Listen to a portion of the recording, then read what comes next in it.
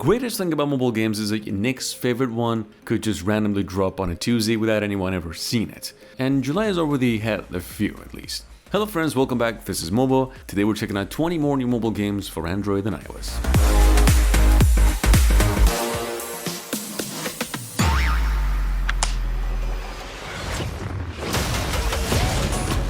So number one, better be honorable mention as well, since it caught a lot of people, including myself, off guard. DCKO here is this brand new free-to-play DC fighting game, which is actually coming to mobile, and to be kind of honest, personally, lots of folks were hoping this reveal would have been Injustice 3 instead.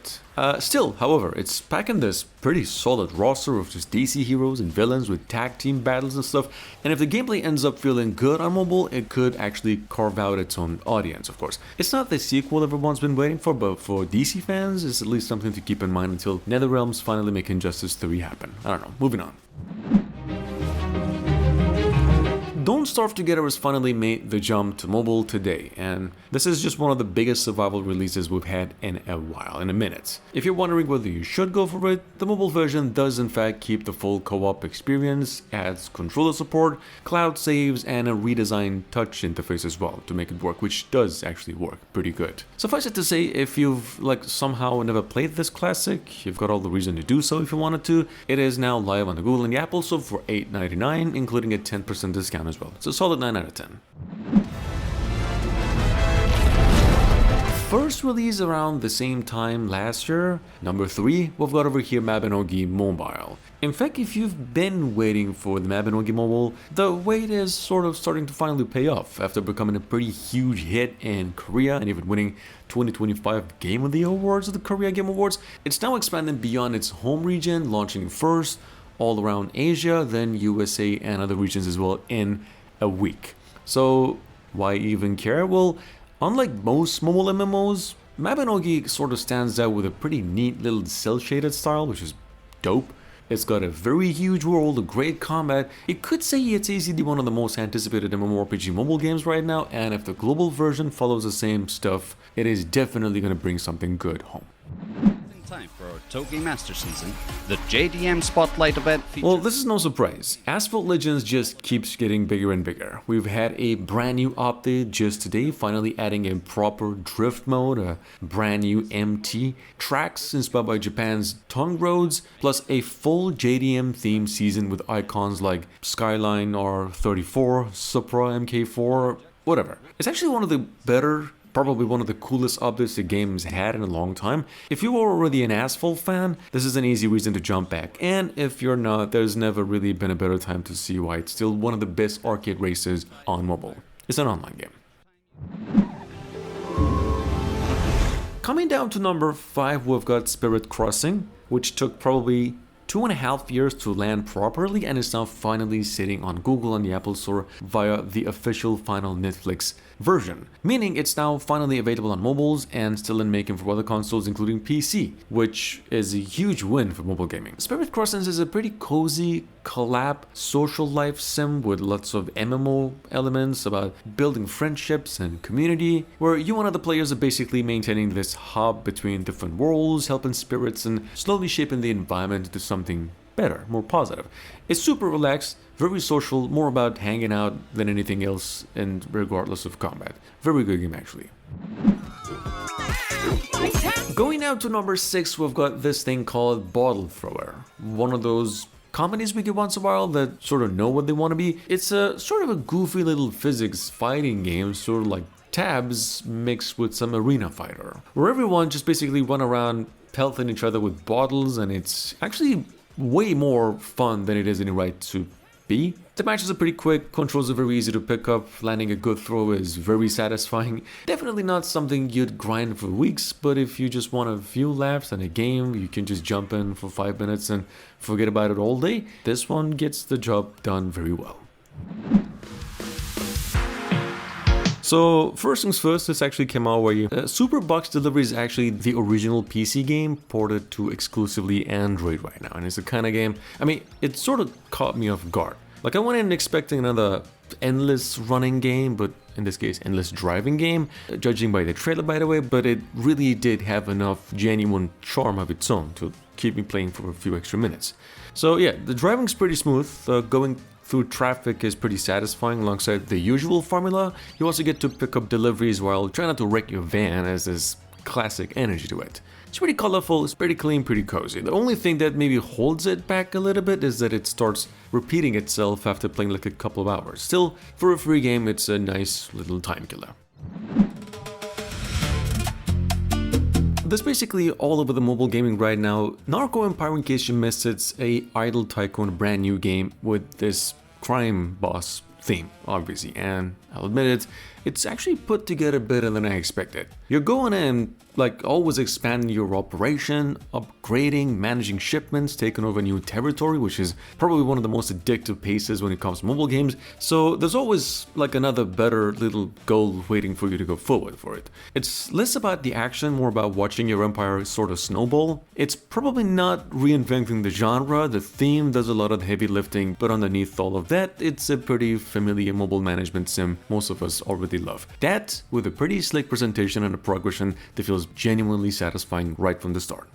Vamos a jugar! Race Rocket Arena, which I've included in the list for just one reason. Let me just say, it's one of the closest games to Twisted Metal with gacha, which it just sucks. So yeah, it's basically arcade racing, Twisted Metal, the mobile version, where you're not even trying to finish first, because you've got rockets, machine guns, traps, nitro boosts, and absolute mayhem happening all around. It's pretty loud, very over the top, doesn't take itself serious for even a second. The car upgrades and different vehicles give you something to work toward, while the combat, keeps races from feeling repetitive. The reason I included this is because if regular racing games are starting to feel a little too tame, maybe give this one a try. It's a free game, plays with a controller as well. Why not? On another hand, at number 12, we've got this Tap Troop, which I think I've mentioned maybe once, but it's definitely the kind of game you go in unexpected and come across something that you hardly can even put down. There's a decent strategy game underneath, that's what I'm saying. It does look it's simple, but it's not. The matches are very quick, usually just a few minutes, so you're always just swapping different heroes, trying new formations, figuring out what works against different opponents. Very easy game to pick up. Don't forget that, it doesn't waste your time either. There's enough team building to keep things very interesting for the long run. If you're after something you can just jump into for just some quick match throughout the day and have fun actually, this is honestly one of the pretty easy recommendations of the month. Plants on Fire is actually a pretty wild mix of ideas, but they work really well. It takes the classic tower defense, throws in deck building, submerging, and then auto chess mechanics. All that just to make every battle feel like a mini strategy puzzle and a casual, addictive game. You're not just placing plans and waiting, but building combos, upgrading your squad, trying to outsmart the players as well. Pretty quick game, the plant design's pretty fun, there's a surprising amount of strategy, good amount of depth hiding beneath every fight. It's a free game, it's about 1 GB in total, it's available on Android, why not? On another hand, at number 9, we've got Chai Mine Dummy. Probably the closest mobile gaming has ever been to just basically pure sandbox nonsense, and I kind of mean that as a compliment. So you throw stuff, smack the dummy around, feed it random things that you get, and just mess with all the ridiculous interactions the game throws at you every second. It's one of those games where you're just constantly wondering what happens if I try this, and keeps you finding new ways to make the chaos even funnier. Simple, goofy, very, very entertaining for killing a few minutes or even hours. Kick Breaks, on another hand, is a kind of game you want to download if you want your brain to switch off for a little bit. Like, there's no deep progression or a progression at all, or any complicated mechanics. It's just all about messing around with different Ragdoll physics and seeing how ridiculous you can just basically make everything. Different tools and interactive levels keep it from getting stale quickly, and the physics are satisfying enough to carry the experience. It is, regardless of what you're seeing, a pretty entertaining game. Very simple, dumb fun, that's all there is to it. Sitting on both stores at number 14, we've got a pixel art action running game called Sophie Scout. I would say it's a simple little endless runner, but one that's also got a lot more heart than most.